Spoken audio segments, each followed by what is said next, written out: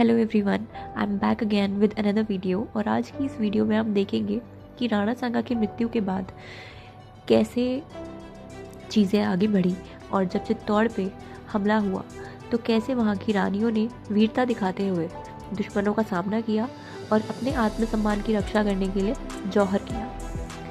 राणा सांगा की मृत्यु कैसे हुई, बैटल ऑफ खानवा क्या थी, वो सब मैंने इससे पहले जो वीडियो अपलोड करी थी उसमें डिटेल में विद नोट्स मैंने मेंशन किया है। आप वो जाके वहाँ पर देख सकते हैं। So without wasting any time, let's start.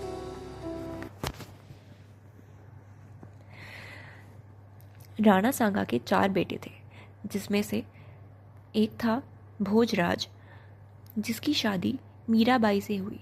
Mirabai वही थी जो आज भी श्री कृष्ण के डिवोशन के लिए जानी जाती है। He was married to the famous Krishna devotee Mirabai. और भोज की राणा भोज की मृत्यु के बाद रतन सिंह सेकंड इनको गद्दी पर बिठाया गया और उन्होंने मेवाड़ की गद्दी संभाली। बट रतन सिंह की मृत्यु के बाद विक्रमादित्य राजा बने। राणा सांगा की मेन जो रानी थी, रानी कर्णावती, उनके 2 बेटे थे, विक्रमादित्य एंड उदय सिंह सेकंड। तो विक्रमादित्य ने उस समय रतन सिंह की मृत्यु के बाद वहाँ की गद्दी संभाली और वो राजा बने।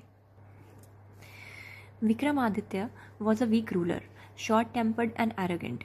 इन्हीं सब कारणों की वजह से मेवाड़ में मंत्री लोग और मेवाड़ की जनता उन्हें पसंद नहीं करती थी। उनको वीक रूलर इसलिए भी बोला गया है क्योंकि Mewar army was defeated when Bahadur Shah attacked Chittor, Bahadur Shah of Gujarat attacked Chittorgarh. एक बार बहादुर शाह गुजरात के जो सुल्तान थे उन्होंने चित्तौड़ पर अटैक किया और उस समय चित्तौड़ की गद्दी विक्रमादित्य के अंडर में थी, तो वो हार गए। उसके बाद भी दोबारा जब बहादुर शाह ने दोबारा चित्तौड़गढ़ पर अटैक किया, I have mentioned here, Bahadur Shah attacked for the second time. Nobles were not ready to fight for Vikramaditya. क्योंकि विक्रमादित्य को कोई पसंद नहीं करता था तो वहाँ के लोगों ने उनके लिए दुश्मन से लड़ने से इनकार कर दिया। बट उस टाइम पे रानी कर्णावती आगे आई और उन्होंने वहाँ के नोबल्स को लिखा कि आप अपने आत्मसम्मान के लिए और चित्तौड़गढ़ के सम्मान के लिए, सिसोदियाओं के सम्मान के लिए बहादुर शाह से लड़ाई करिए। रानी Karnavati wrote to nobles to come forward for the sake of honor and they agreed। वहाँ वो लोग इस चीज़ से एग्री हो गए, बट उन्होंने एक डिमांड रखी कि विक्रमादित्य एंड उदय सिंह, जो दोनों कर्णावती और राणा सांगा के बेटे थे, वो उस समय चित्तौड़ में नहीं रहेंगे, उनको बूंदी जाना पड़ेगा for the sake of safety के वजह से उनको बूंदी में शिफ्ट करना होगा वॉर के टाइम पे। बूंदी जो था वो रानी कर्णावती का घर था। रानी कर्णावती बूंदी से ही आती हैं, तो एक तरह से उनको अपनी नानी के घर पे भेज दिया गया। Karnavati agreed and asked Pannadai.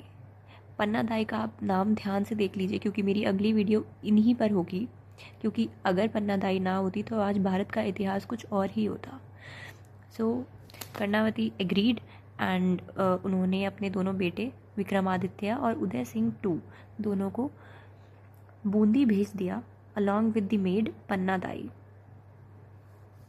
वहाँ के आर्मीज़ ने लड़ाई करी बहादुर शाह से। Sisodia Rajput fought but they lost, पर वो जीत नहीं पाए। This was the siege of Chittorgarh 1535। This came to be known as the siege of Chittorgarh by Gujarat army under Bahadur Shah. जब ये लड़ाई हुई और वहाँ के चित्तौड़ के लोगों को दिख गया कि अब हम इस युद्ध में नहीं जीत सकते, तब राणा सांगा की एक रानी जवाहर बाई ने उस समय अद्भुत वीरता का परिचय दिया। उन्होंने स्वयं कवच धारण किया और मेवाड़ के सैनिकों के साथ सुल्तान की सेना पर आक्रमण का नेतृत्व किया। रानी जवाहर बाई ने गुजराती सेना की पंक्तियों में भारी तबाही मचाई और शत्रुओं को भारी क्षति पहुंचाने के बाद वह वीर गति को प्राप्त हो गई। इसके बाद जो महल में और रानियां थीं, जिसमें से एक रानी कर्णावती खुद थी, उन लोगों ने अपने आत्मसम्मान की रक्षा करने के लिए जौहर किया।